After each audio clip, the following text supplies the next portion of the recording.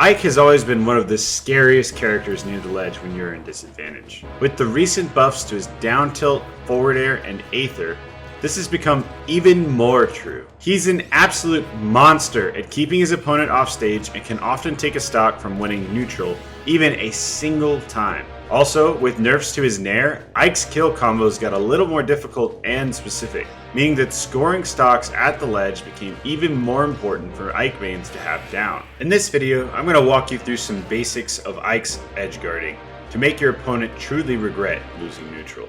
But before we do that, I have an interesting fact for you. Did you know that only 2/3 of you are subscribed to my YouTube channel? Just thought that was an interesting fact. Definitely not trying to guilt you or anything. Anyway, what was I talking about? Oh yeah, edge guarding with Ike. So you set your opponent off stage. The first thing you need to take note of is your opponent's drift and whether or not they have a jump or an air dodge. Edge guarding is entirely about reading these three variables in order to make the best possible guess as to where your opponent will be, while also putting yourself in the best position to cover as many options as possible. Another important thing is to know exactly what all of your options are. Forward air. This move had 8 frames of in-lag shaved off in patch 8.0. It's kinda slow starting on frame 11, but it covers such a massive offstage area that it's a great swatting tool for calling out enemy double jumps and high recoveries. One of the great things about Ike's Bear is that while it doesn't have that much knockback and won't kill outright all that reliably, it does have a fantastic launch angle, sending almost completely horizontally, which makes it able to gimp for recoveries very easily. Both runoff and jump off fair are excellent options, and with the reduced lag, you can go a lot deeper than you would expect to take stocks. Also with this reduced lag, we now have the option to fair and then double jump and fair again, which will catch jumps or people drifting high and away. This is an amazing tool as it covers a huge amount of space and we will be able to recover safely back with a fade back into an Aether. Down air. This move is frame 16, which is very slow, but has a huge hitbox and an excellent sour spot even if you don't get the spike. And it also kills incredibly early while being massively disjointed. This is your massive risk-reward move. If you go off stage in down air, either with a runoff or a jump, you will almost always have to Aether back to stage. And if you miss, your opponent will make it back first and be able to easily exploit your recovery. So be careful with this one. People still seem to really underestimate this move though. You know who else's Dare is frame 16? Has a big sweet spot and a killing sour spot? Down air at ledge. This is probably your safest option with highest reward when it comes to edge guarding our opponents, but it's also one of the more difficult to pull off. Unlike Eruption, which is active for 6 frames, down air is only active for 2, and must be spaced correctly and timed with the jump to work. It can be spammed, however, and is in some matchups a completely viable or even broken edgeguard option, seeing as it kills somewhere around 10%. Back air. A great option for remaining ambiguous about your offstage plan. Bear is Ike's fastest and strongest non-spiking aerial, coming out on frame 7 and killing insanely early offstage. Roaring off the stage with a bear is a great way to threaten a fast kill move and dictate the drift of your opponent, or just call them out to kill outright. It can also be used to extend edge guards if you snap ledge after your first attempt. To do this, simply drop ledge, double jump, and back air. This can be used in ledge trump situations as well. Reverse Aether. This is Ike's newest and most powerful edge guarding tool. If you point your Aether towards the opponent and drift yourself back to the stage, you'll create a giant sword wall that kills absurdly early at ledge. You must be extremely careful doing this as you cannot snap ledge this way. You must land on stage directly, meaning that you cannot do it as low as regular Aether and expect to make it back. You have to practice this and be keenly aware of the spacing required for safety and the timing for threatening your opponent.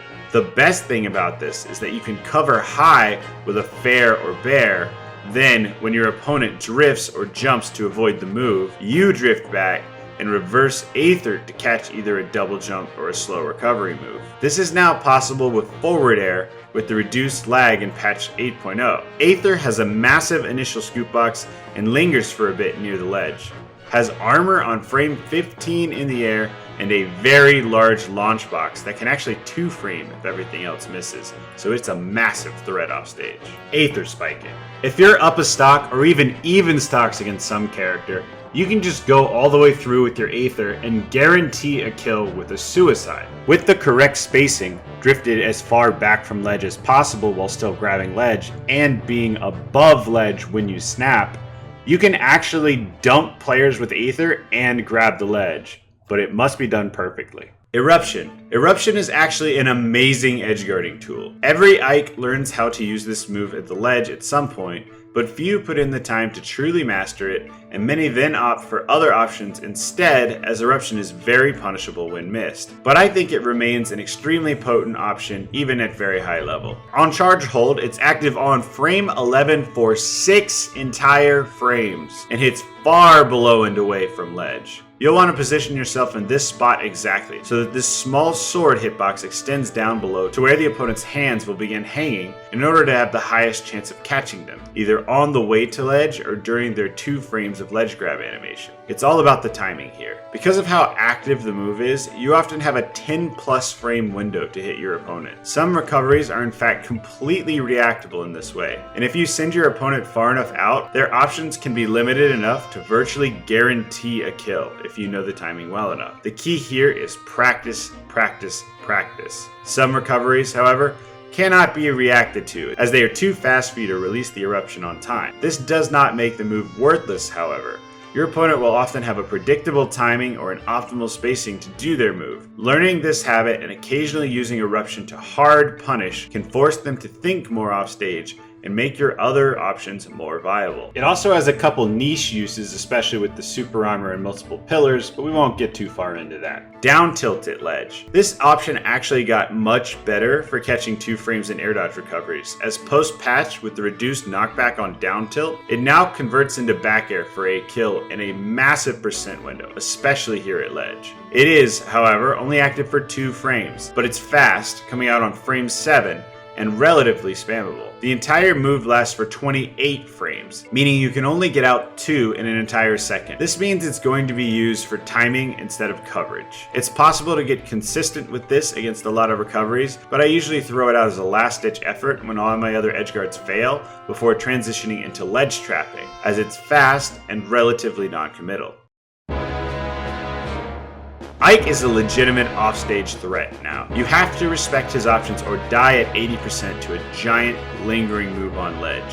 He can double jump fair to create offstage pressure and take jumps while still making it back with Aether. But you have to remember, he's still very fragile. Ike's vertical recovery is very limited, and going off with aerials essentially forces an Aether to make it back to stage, meaning people who air dodge through or go above you can often get free edge guards. We are also very susceptible to being reversed offstage if we space incorrectly, as one interruption to a jump or Aether will often leave us helpless and unable to recover. So now that we have these options in mind, what should we be doing off stage? The most important thing in this situation is to know the matchup you're in. I'm just here to make you aware of what you can do. It's up to you to figure out how you want to implement these tools against your opponent. That's the beauty of edgeguarding with Ike.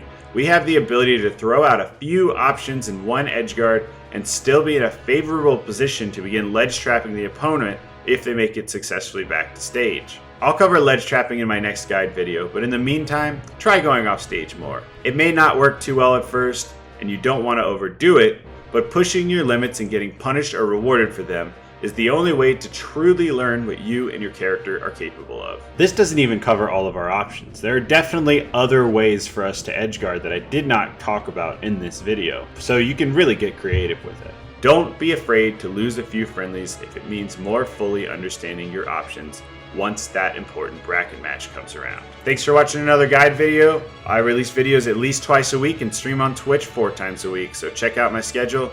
I'll see you guys next time. Those I fight with, they're family. Thank you so much to my patrons, Curtis, Dom, Barless, The Almighty Zappy, T-Rex Lord, GG Noob, Cufflinks, and Ice Cold X. I only get to do this because you guys support me, and I appreciate it so much. If you'd like to become a patron, check out the link in the description. Thank you very much, everybody.